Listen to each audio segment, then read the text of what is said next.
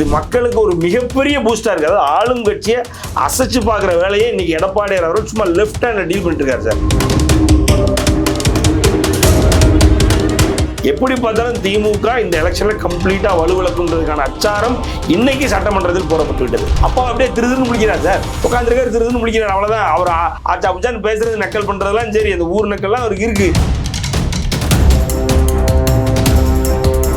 நீ யாராரு எவனாரு, ஆனா எடப்பாடியார் முன்னாடி அடங்கியாரு அப்படின்ற மாதிரி இன்னைக்கு.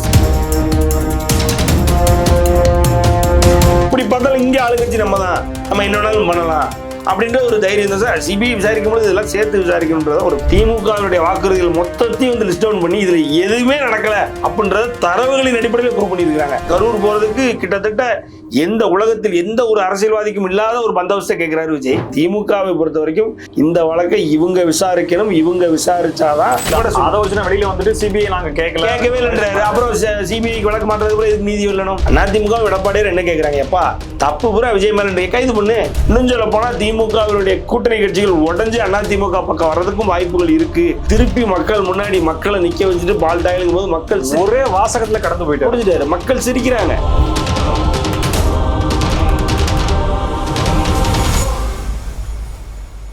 ஸ்பெக்ட்ரம் தமிழ் நேயர்களுக்கு வணக்கம். நம்மோடு அரசியல் விமர்சகர் சத்யன் ராமசாமி இருக்கிறார், பேசலாம் சார். வணக்கம். வணக்கம்.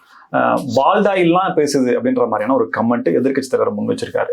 பொதுவா அரசியல் அரங்களையும் பொது கூட்டங்களையும் மேடை பிரச்சாரங்களையும் மக்களை சந்திக்கும் போது ஒரு கண்ணியமான தலைவராக பார்க்கப்படக்கூடிய அவர் இத்தகைய வார்த்தைகளை பயன்படுத்துறது அப்படிங்கிறது எப்படி எடுத்துக்கலாம்? அவர் இந்த வார்த்தையை பேசுவதற்கான அடிப்படை காரணம் என்ன சார்? இப்போ எனக்கு தெரிய வர 17ஆம் தேதி வந்ததுன்னா 54 ஆண்டுகள் அதிமுக ஆரம்பிச்சு, பொன்மனச்சம் எம்ஜிஆர் அவர்கள் ஆரம்பிச்சு 54 ஆண்டுகள். அந்த 54 ஆண்டுகளில் ஏறக்குறைய மெஜாரிட்டி அவங்க தான் வந்து ஆட்சியை தக்க வைத்திருக்கிறார்கள். 11 எலெக்ஷன் ஆல்ரெடி நம்ம சொன்ன மாதிரி 11 எலெக்ஷன் 7 எலெக்ஷன் ஜெயிச்ச கட்சி.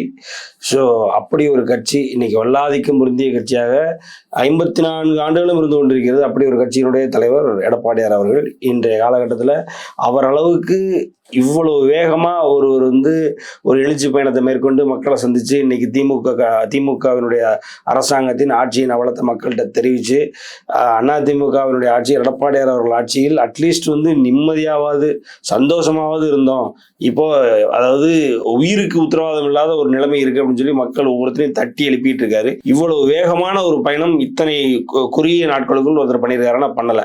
அப்படிப்பட்டவரை நீங்க என்னென்னலாம் வார்த்தை சொன்னீங்க, முதுகெலும்பு இல்லாதவர், முட்டி தேஞ்சவர், முட்டி போட்டு ஊந்து பாம்பு மாதிரி வந்தவர், இன்னும் என்ன சொல்றது ஊர்ந்த ஜென்மம், அது இதுன்னு அறிவு கெட்ட ஜென்மம், அது வந்து தற்கூரி, எவ்வளவு தாழ்ந்த இன்னும் கீழான வார்த்தைகளை பயன்படுத்த முடியுமோ ஒரு துணை முதலமைச்சர்னு பார்க்காம நீங்க உங்களுடைய உங்க ஸ்டேட்டஸ் என்ன, இன்னைக்கு உங்களுக்கு மக்கள் கொடுத்துருக்க இடம் என்ன, இன்னைக்கு மக்களால் தேர்ந்தெடுக்கப்பட்ட அந்த இடத்துல நீங்க இருக்கிறீங்க, அதெல்லாம் மீறியும் வந்து ஏதோ ஒரு தேர்ட் கிரேடட் ஒரு மேடை பேச்சாளர் மாதிரி முதலமைச்சரை பத்தி நீங்க பேசாத வார்த்தைகள், அடிமை, கொத்தடிமை, பாஜகவினுடைய அடிவருடி, அமித்ஷாவினுடைய கைப்பாவை, எவ்வளவுலாம் பேசுறீங்க. அப்ப பேசும்போதெல்லாம் அன்னைக்கு வந்து எடப்பாடியார் அவர்கள் வந்து ஏதாவது சொன்னாரா? சொல்லவே இல்லை.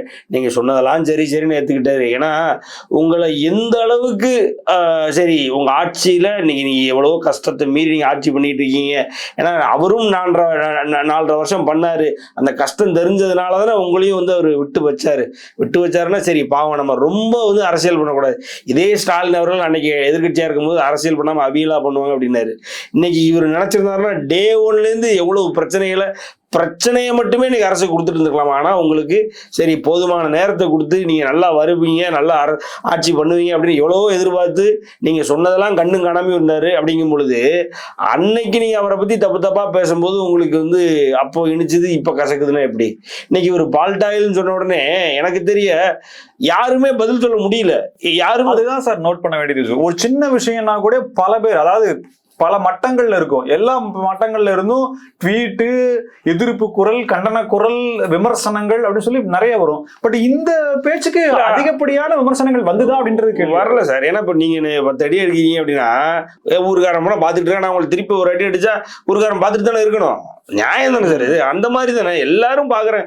கொஞ்சம் நெஞ்ச பேச்சா சார்? ஒரு வயசுக்கு மரியாதை கொடுத்தாரா உதயநிதி ஸ்டாலின் அவர்கள்? வந்து எல்லாத்தையும் விடுங்க சார், அவர் எதிர்கட்சி தலைவர் அதெல்லாம் விடுங்க, எக்ஸிஎம்லாம் விடுங்க, ஒரு வயசுக்கு மரியாதை.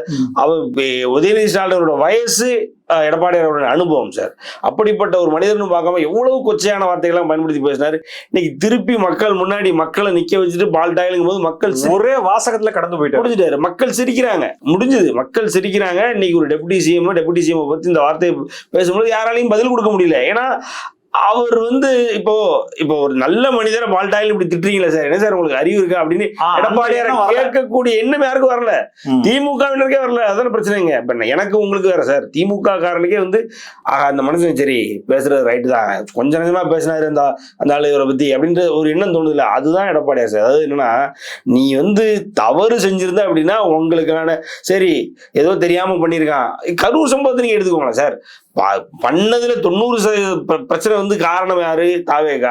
ஆனாலும் சரி விஜய் பாவம் விட்டுருங்க, அவருடைய ஸ்பேஸை கொடுங்க, ரொம்ப மன வருத்தத்தில் இருப்பாருன்னு பேசுன எந்த தலைவரை பார்க்க முடியும் சார். எதிர்கட்சி தலைவர் இன்னும் சொல்ல போனா அன்னைக்கு காலையில தான் எடப்பாடியார் அவர்கள் ஒவ்வாத கூட்டணி பொருந்தா கூட்டணியில் இருக்காரு அப்படின்னு சொல்லி விஜய் அவர்கள் பேசுறாரு. அந்த ஒரு வார்த்தை அந்த வாசகம் போதா திருப்பி போட்டு அடிக்கிறதுக்கு, ஆனா அடிச்சாரா. சோ எல்லாருக்கும் அவங்க ஸ்பேஸை கொடுக்குறாரு. ஆனா அப்படிப்பட்ட ஒரு எடப்பாடியார் இன்னைக்கு ஒரு வீர உண்டு எழுந்து திருப்பி அடிக்கும் போது இவங்களால தாங்க முடியல. என்னடா இந்த மனுஷன் இப்படி பேசுறாரு அப்படின்ற மாதிரி அது உங்களுக்கு டிஃப்ரெண்டா இருக்கு.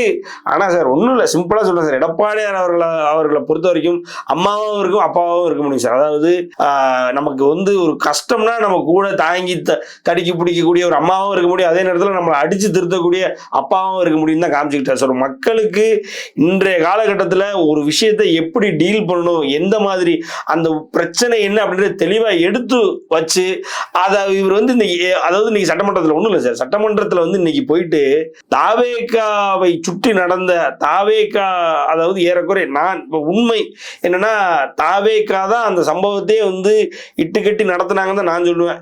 நான் சாகிற வரைக்கும் சொல்லிட்டு இருக்க போறேன். எத்தனை என்ன சொல்றது கமிஷன் அமைச்சு நீ எத்தனை தீர்ப்புகள் வந்தாலும் நமக்கு தெரியும், மக்களுக்கு தெரியும் உண்மை என்னன்னு, நடந்தது என்ன, எவ்வளவு ஒழுங்கினாங்க நடந்திருக்குன்னு நமக்கு தெரியும். அப்படிப்பட்ட ஒரு சம்பவத்தை இன்னைக்கு எதிர்கட்சி தலைவர் கையில் எடுத்து, அதாவது அந்த சட்டமன்றத்துக்குள்ள தாவேகாவும் தாவேகாவின் சம்பந்தப்பட்ட யாருமே இல்ல, இருந்தாலும் ஒரு எதிர்கட்சி தலைவராக அந்த 41 மக்களை இவர் குடும்பத்தில் ஒருத்தராக நினைக்க போய் தான் இன்னைக்கு அவ்வளவு பெரிய சம்பவத்தை அரங்கிட்டு இன்னைக்கு சட்டமன்றமே ஸ்தம்பிச்சு போயிருக்கு. ஏறக்குறைய அவைத்தலைவர் பக்கத்துல போயிட்டு முன்னாடி போயிட்டு கோஷங்கள் எழுப்பப்பட்டிருக்கிறது. திமுகவுக்கு அதாவது எடப்பாடியார் அவர்கள் கேட்கின்ற ஒரு கேள்விக்கும் பதில் இல்லை. இன்னைக்கு சட்டமன்றமே இந்த 41 பேரை எதுக்கு திமுக அரசாங்கத்தில் இப்படி அநியாயமா கொண்டு போட்டீங்கன்னு அதை கேள்வி மேல கேள்வி, அடுக்கடுக்கான கேள்விகள் சார். ஒன்றும் இல்லை சார், சட்டமன்றத்தில் ஏற்கனவே லைவ் போடணும் அப்படின்னு சொல்லி ரெக்வஸ்ட் ரொம்ப நாளாவே வச்சுட்டு இருக்காங்க சார். குறிப்பா எடப்பாடியார் வந்ததுக்கு அப்புறம் அந்த லைவ் அதை காலந்தாழ்த்திக்கிட்டே இருக்காங்க. இன்னும் சொல்ல போனா கிடப்புல போட்டு அந்த ரெக்வஸ்ட்டை இவங்க அப்ரூவ் பண்ணாம லைவே வர மாட்டேங்குது. உங்களுக்கு தெரிஞ்சிருக்கும், நமக்கு எல்லாத்துக்கும் தெரிஞ்சிருக்கும், நம்ம ஒரு விஷயம் பார்த்துருப்போம்.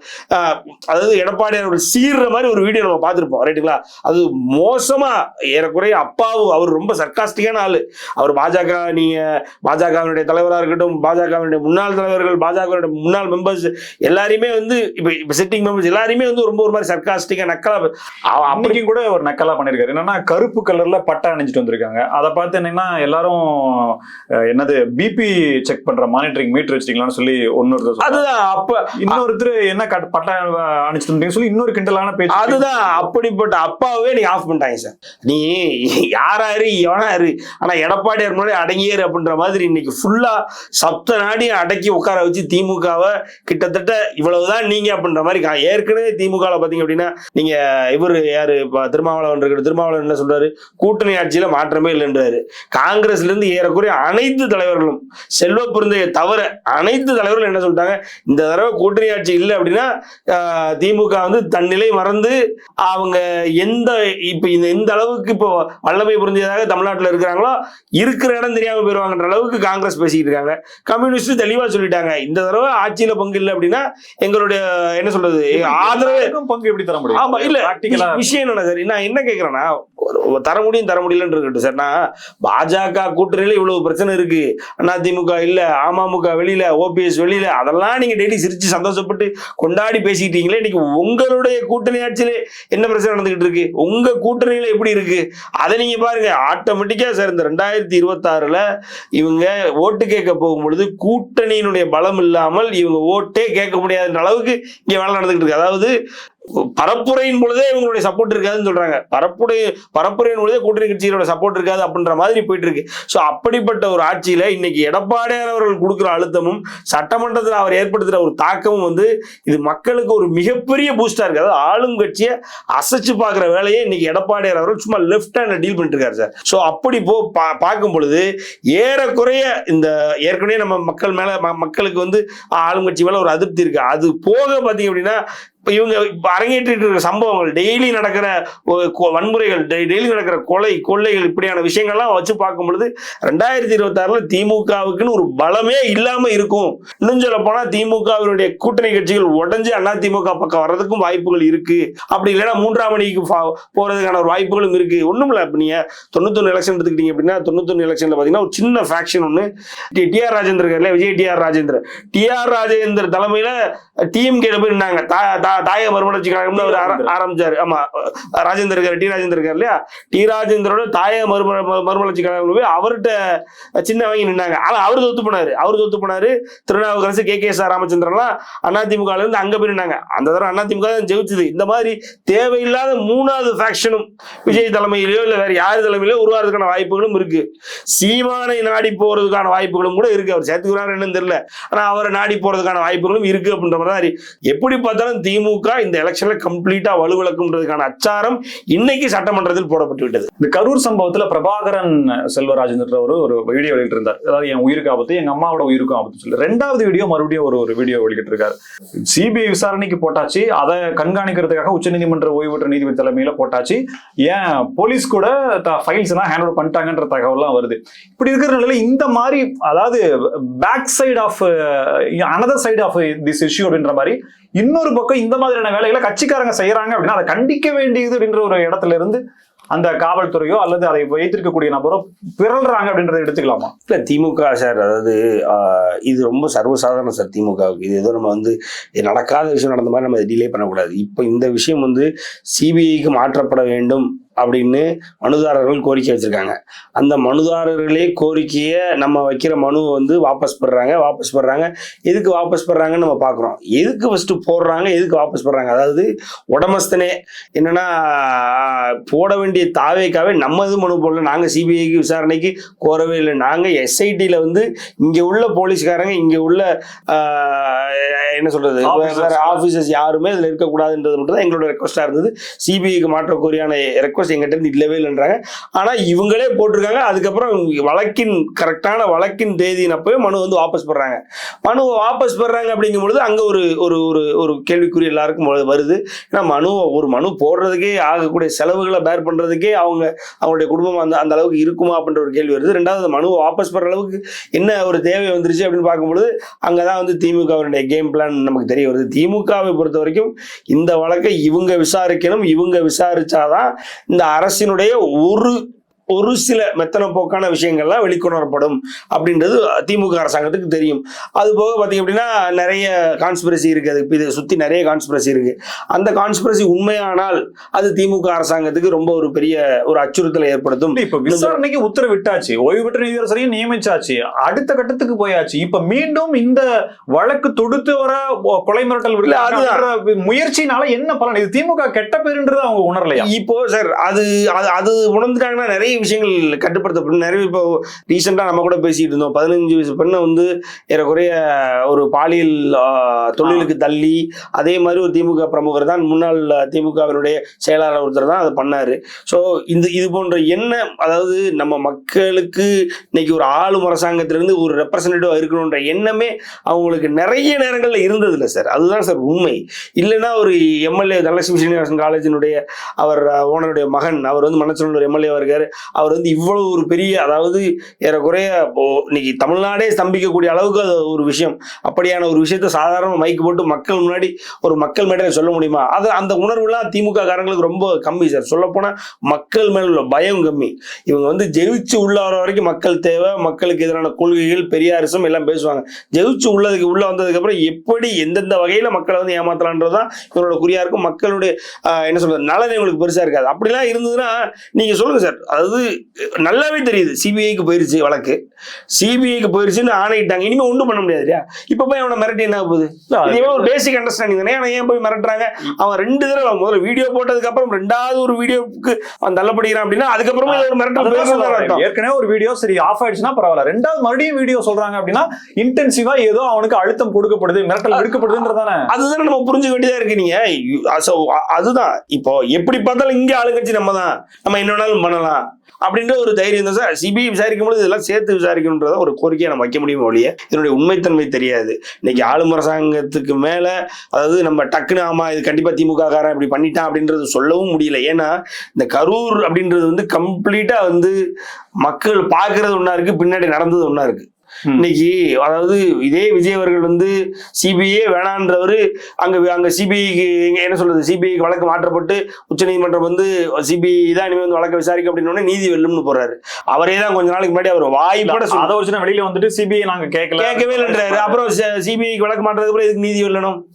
அப்போ கேள்வி வைக்கிறவங்க என்ன கேள்வி வைக்கிறாங்கன்னா, நீங்க சிபிஐ நம்பிதான் இனிமே எல்லாம் நீங்க பண்ண போறீங்க அப்படின்னா உங்களுக்கு என்ன சொல்றது, நீங்க கரூர் போறதுக்கு கிட்டத்தட்ட எந்த உலகத்தில் எந்த ஒரு அரசியல்வாதிக்கும் இல்லாத ஒரு பந்தோபஸ்தை கேட்கிறாரு விஜய். அப்ப அந்த பந்தோபஸ்தை சிபிஐ வச்சே நீங்க கொடுத்துக்கோங்க. எதுக்கு உங்களுக்கு இங்க உள்ள போலீஸ் போர்ஸ் உங்களுக்கு தேவைப்படுது? உங்களுடைய தேவைக்கு நீங்க பயன்படுத்தீங்க. அந்த போலீஸ் போர்ஸ் இல்லைன்னா நான் கரூர் இந்த கூட்ட பரப்புரைக்கு உள்ளே வந்திருக்க முடியாதுன்னு அந்த போலீஸை நீங்க தான் மெச்சி பேசுறீங்க. இன்னைக்கு ஒரு சம்பவம் நடந்துருச்சு, அந்த சம்பவத்தை விசாரிக்க இங்க உள்ள போலீஸ் வேணா, அங்க உள்ள போலீஸ் விசாரிச்சாதான் நீதி வெல்லும்னா சோ இது ஓவரால் ஒரு கன்ஸ்பிரசி இருக்கு சார். இது நம்ம திமுக அரசாங்கத்தின் மேல குற்றம் சாட்டுறதோட அந்த கரூர் சம்பவத்தை பொறுத்த வரைக்கும் ஒரு வட்டம் போட்டு நீங்க எடுத்துக்கிறீங்க. இப்ப சட்டசபையில இதை பத்தி பேச வேண்டிய அவசியம் என்ன அப்படின்றது என்னன்னா, தனிநபர் ஆணையம் அவங்க அனுப்பிச்சாங்க, அதுக்கப்புறம் எஸ்ஐடி ஃபார்ம் பண்ணாங்க. இது 2 தனிநபர் ஆணையம் சிபிஐ வரைக்கும் வந்துருச்சு. இப்ப இதை ஒரு பேச வேண்டிய அவசியமே இல்லை, விளக்கம் கொடுக்க வேண்டிய அவசியமே இல்லை. இப்போ திமுக காரர்களிடம் அல்லது அமைச்சர்களிடமோ சட்டமன்ற உறுப்பினர்களிடமோ கேள்வி வச்சோம்னா இது பத்தின விளக்கத்தை நம்ம பேசக்கூடாது, இது தனிநபர் ஆணையம் அமைச்சிருக்கு, இது எஸ்ஐடி ஃபார்ம் இருக்கு, இந்த பதில சொன்னாங்க. இப்ப சிபிஐக்கே போய் சுப்ரீம் கோர்ட்லயே ஆர்டர் வாங்கின பிறகு சட்டமன்றத்திலே இது பேச வேண்டிய அவசியம் முதலமைச்சர் ஏன் விளக்கம் கொடுக்கணும் அப்படின்ற கேள்வி இல்ல சார். இப்போ நான் என்ன சொல்றேன், அந்த தனிநபர் ஆணையம்ன்றது இன்னைக்கு நல் அண்ட் வைட் தூக்கிட்டாங்க, அது அதனுடைய சஸ்பெண்ட் பண்ணிட்டாங்க. அது இனிமே அறிக்கை வராது அப்படின்றது முடிஞ்சு போச்சு. விஷயம் என்னன்னா, இன்னைக்கு எஸ்ஐடியே ஒண்ணும் கிடையாது, இனிமே சிபிஐ இருக்கு வழக்கு, சிபிஐ விசாரிச்சு இல்ல அது அமைச்சப்போ கேள்வி கேட்டப்போ ஏன்னா அப்ப சூடா இருந்துச்சு, அப்ப அவங்க பதில் சொன்னது ஒரே பதில், இது 2 இருக்கு, இதை பத்தி நம்ம பேச வேண்டாம்னு சொல்லிட்டு கடந்து போயிட்டாங்க. சட்டசபையில ஒரு எதிர்க்கட்சி தலைவராக மாண்புமிகு எடப்பாடியார் அவர்கள் என்ன கேள்வி கேட்கிறாரு அப்படின்னா, இப்படி ஒரு அவலம் நடக்கிறதுக்கு முன்னாடியே தடுக்கலன்றது இதுல என்ன தவறு இருக்கு? நீங்க இதுல சார் இது ஒரு அரசுடைய மெத்தனப்போக்கும் ஒரு ஒரு சின்ன ஒரு புதிதாக உருவாகிய ஒரு கட்சியினால ஒரு என்ன சொல்றது ஒரு தன்னுடைய வாழ்க்கையை தொலைச்சிட்டு இன்னைக்கு ஒரு எதிர்காலத்தை வருங்காலத்தை தொலைச்சிட்டு இருக்கிற கூடிய ஒரு நிலைமை இன்னும் சொல்லப்போனா எடப்பாடியாரினுடைய கொங்கு மண்டலத்தில் நடந்திருக்குல்ல. அப்ப அதை பத்தி அவர் ஒரு உணர்ச்சி மிக்க ஒரு ஒரு அந்த கொங்கு தமிழனாக பேசுறதுல என்ன தவறு இருக்கு? அவர் கேட்ட கேள்விகள் என்ன சார்? சிம்பிள், இது ஏன் நடக்க விட்டீங்கன்றது. நீ இதுக்கப்புறம் நீ இப்ப தீர்ப்பு யார் சார்? இப்ப என்ன தீர்ப்பு விஜய் கைது பண்ண போறாங்களா, இல்ல மு க ஸ்டாலின் அவர்களை கைது பண்ண போறாங்களா, இல்ல யாரையோ கைது பண்ணும் போன உயிர்கள் வருமானதான் அவருடைய கேள்வி. அவருடைய ஆதங்கம் மக்களில் ஒருவனாக, அதே விவசாயியின் மகனாக கஷ்டப்படுற ஒரு மக்கள்ல ஒருத்தனா பேசுறாரு எடப்பாடியார் அவர்கள். அப்ப பேசுறதுல அந்த கேள்விக்கு பதில் இல்ல. நீங்க எத்தனை தடவை நீங்க அதே சொல்லுவீங்க, சிபிஐ வழக்கு இருக்கு, சிபிஐ வழக்கு இருக்கும் பா, செத்தவனை கொண்டு வருவேன், நீ சிபிஐ கொண்டு வருமா திருப்பி? அதுதான் அவர் கேட்கிறாரு. வாதம் சார் என்னன்னா, முதலமைச்சர் சட்டசபையில பேசும்போது என்னன்னா, தாவேகா நிர்வாகிகளையும் நிகழ்ச்சி ஏற்பாட்டாளர்களையும் மாதிரியான விமர்சனங்களை முன்வைக்கிறார். சரி, இது உண்மையா இருக்கும் பட்சத்தில், இதற்கான சான்றுகள் இருக்கும் பட்சத்தில் அரஸ்ட் பண்ணி எஃப்ஐஆர் போட்டு சார் இப்போ முதல் நபர் அரஸ்ட் பண்றதுக்கு நீண்ட நாட்கள் ஆச்சு சார். எஃப்ஐஆர் ஃபைல் பண்றதுக்கு நீண்ட நாட்கள் ஆச்சு. ஸ்டாலின் அவர்கள் ஆனந்த் தலைமறைவா இருக்காரு. அவர் கேஸ் அவர் பேர்ல இருந்ததா? நிர்மல்குமார், விஜய் வரைக்கும் இந்த கேஸ் போச்சா? ஏன் இதெல்லாம் எஃப்ஐஆர்ல பேர் சேர்க்கப்படல? ஏன் அரஸ்ட் வரைக்கும் போகலான்ற கேள்வி அவங்க தானே காவல்துறை வச்சு அதே தான் சார் இவர் வைக்கிறாரு. அதையே தானே அதிமுக தரப்பும் எடப்பாடியார் தரப்பும் வைக்குது.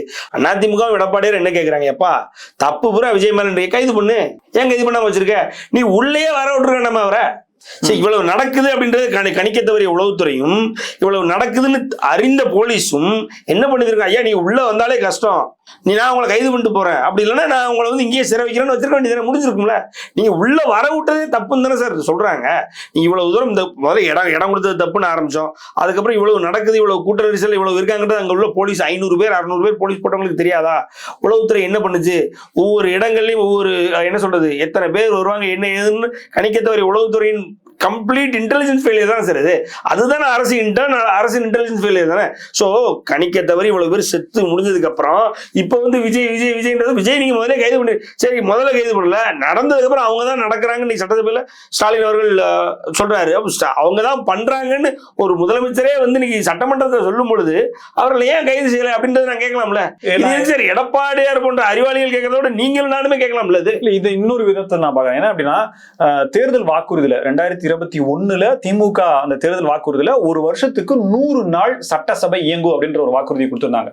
இப்ப 4 வருஷம் 4 கம்ப்ளீட் பண்ணிட்டாங்க. 4.5 தாண்டி 5வது வருஷத்துக்கு போயிட்டு இருக்கு. இப்ப 4 வருஷத்துக்கு கணக்கு போட்டீங்கன்னா கிட்டத்தட்ட 400 நாள் சட்டசபை நடந்திருக்கு. ஆனா 100 சொச்ச நாள் தான் சட்டசபை இயங்கி இருக்கு.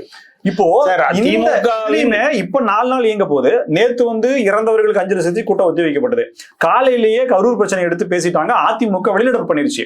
இப்போ இதுக்கப்புறம் மசோதாக்கள் நிறைவேற்றும் அப்படின்றது இருக்கு. எதிர்கட்சியினரே இல்லாம நீங்க எந்த மசோதாவை வழிமொழிஞ்சு அதை முன்மொழிஞ்சு அதுக்கு ஆதரவின்மையை பார்த்து நீங்க அந்த இது வந்து ஒரு ஒன்மேன் ஒரு ஆளுங்கட்சி மட்டுமே இருந்து மசோதா நிறைவேற்ற அப்படிங்கிறது எந்த மாதிரியான சட்டசபை நடைமுறை அப்படின்ற ஒரு பார்வை இருக்கு இல்லையா. இப்போ ஒருவேளை அதிமுக இருந்ததுன்னா இதுக்கு ஏதாவது கருத்துக்கள் தெரிவிப்பாங்களோன்ற ஒரு ஐயப்பாடு வருது சார். இப்படிதான் சார் தேவையில்லாம என்னன்னே தெரியாம கையெழுத்து போட்டு உள்ள வந்துதான் நீட்டு, தேவையில்லாம என்னன்னே தெரியாம கையெழுத்து போட்டு உள்ள வந்துதானே மீத்தேன்.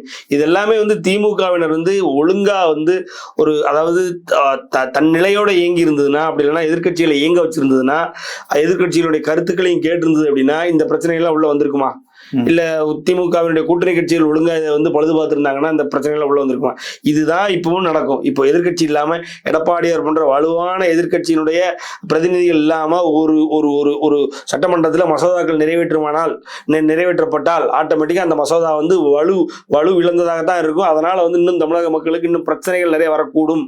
இதுதான் வந்து அனுமானிக்கப்படுகிறது. இன்னும் சொல்ல போனா நீ 400 நாட்கள் இதுக்குள்ள நடந்திருக்கும், 400 நாட்கள் இதுக்குள்ள நடந்திருக்க வேண்டிய சட்டமன்றம் 100 நாட்களே நடந்திருக்கு அப்படின்னா திமுகவினுடைய 500 சொச்ச வாக்குறுதிகளில், அதாவது கிடப்பில் போடப்பட்ட வாக்குறுதிகள் இது ஒண்ணு. 500 சொச்ச வாக்குறுதிகளில் 499 வாக்குறுதிகள் மேல கிடப்பில தான் இருக்கு அப்படின்னு சொல்லி எடப்பாடியார் அவர்கள் தெரிவிக்கிறார். ஒரு வெப்சைட்டே இருக்கு சார். அதாவது உருட்டுகளும் ஏதோ ஒரு வெப்சைட், எனக்கு தெரியல, ஏதோ உருட்டுகளும்.com ஏதோ வச்சிருக்காங்க. அதுல திமுகவினுடைய வாக்குறுதிகள் மொத்தத்தையும் வந்து லிஸ்ட் டவுன் பண்ணி இதுல எதுவுமே நடக்கல அப்படின்றத தரவுகளின் அடிப்படையில் ப்ரூவ் பண்ணியிருக்காங்க. நீங்க வேணாலும் இந்த வெப்சைட்டை போய் பார்க்கலாம். விஷயம் என்ன சொல்றேன்னா, நீங்க திமுக சொன்னதை செய்வான்றது எதிர்பார்க்கறதுலாம் வந்து ஒரு மிகப்பெரிய ஒரு எதிர்பார்ப்பு.